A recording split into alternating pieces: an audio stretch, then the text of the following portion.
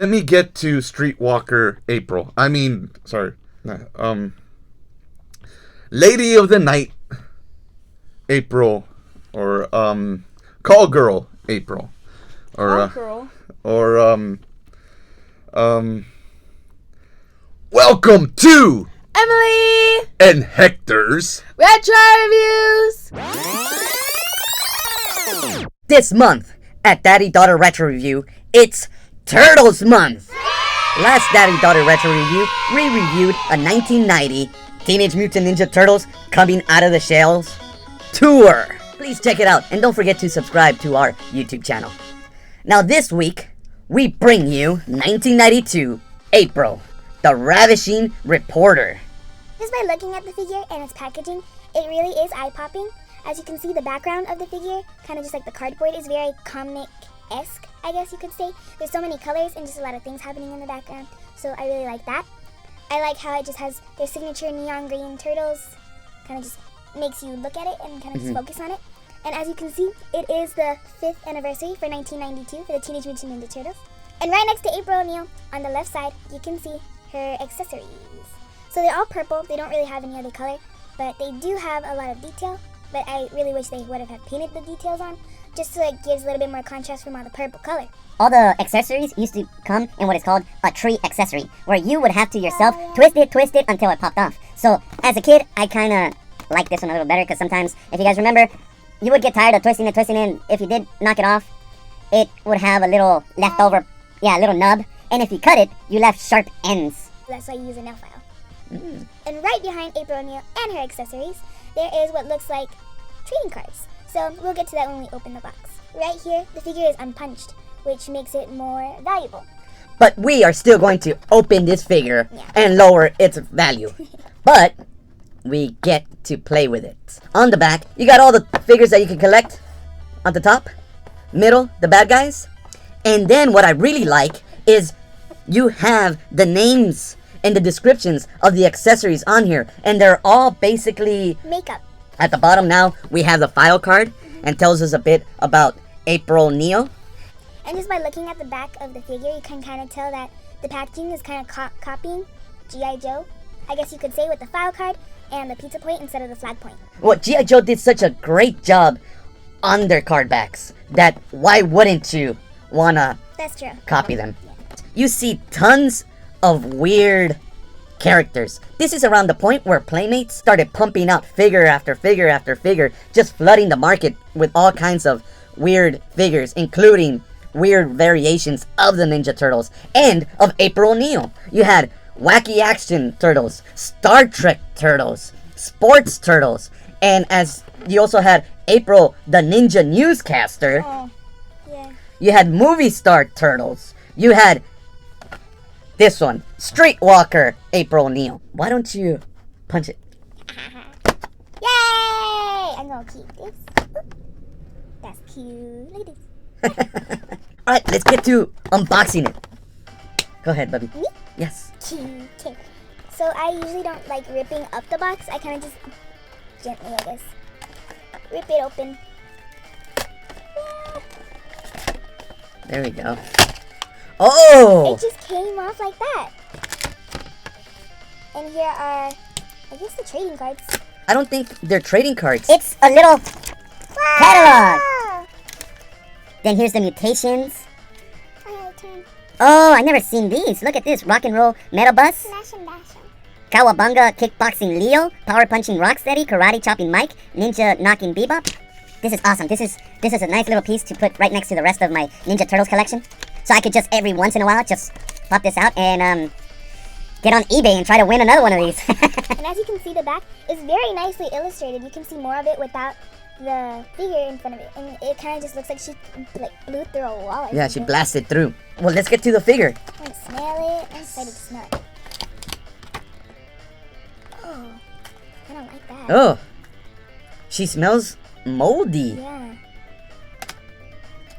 It might be the hair.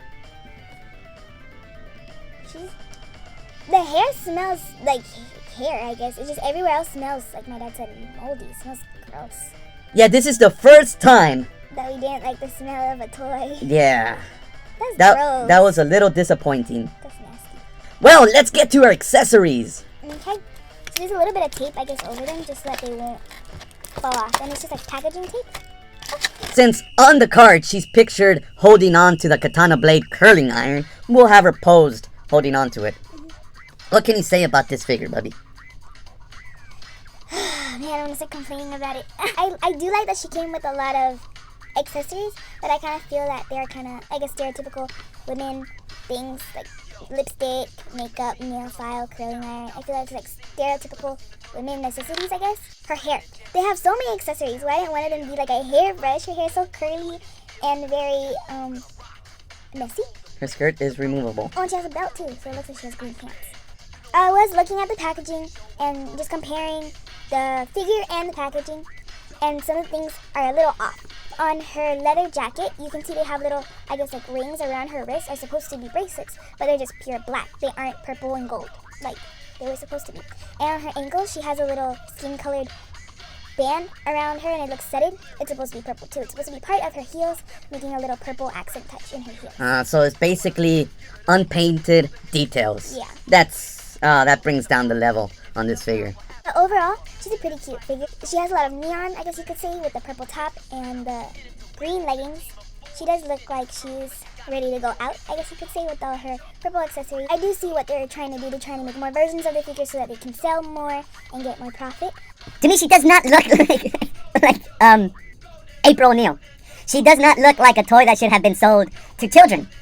I get what they were trying to get to. They're trying to make April O'Neil look very seductive and very attractive. But what they ended up doing is just making a hot mess. And she does not look like she's going to anywhere decent. She looks like she's going somewhere in the hood. She's going to some sort of slum. And yes, she looks very ghetto. And she doesn't look like she's part of the good guys. She looks like she's part of the bad guys. She looks like she's doing something illegal. Like like either she's selling drugs, she's helping selling drugs, she's doing stuff to get drugs. Her face sculpt is nice. That's like literally the only good nice thing I can say. It's pretty. Back in 1992, I would not buy this figure for you. I do like, however, that her articulation is really good. She's got articulation at the arms, articulation at the elbows. Oh, she does? Yes, look.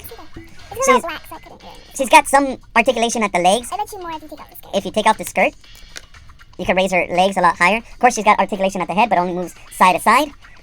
The one thing I don't like is she comes with so many accessories, but because the way of her hands were sculpted, she could only carry one accessory. At a time. Yeah, and she doesn't carry it good.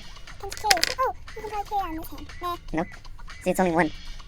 Yeah, and some of the It doesn't accessories. fit. Yeah, some of the accessories she can't even carry.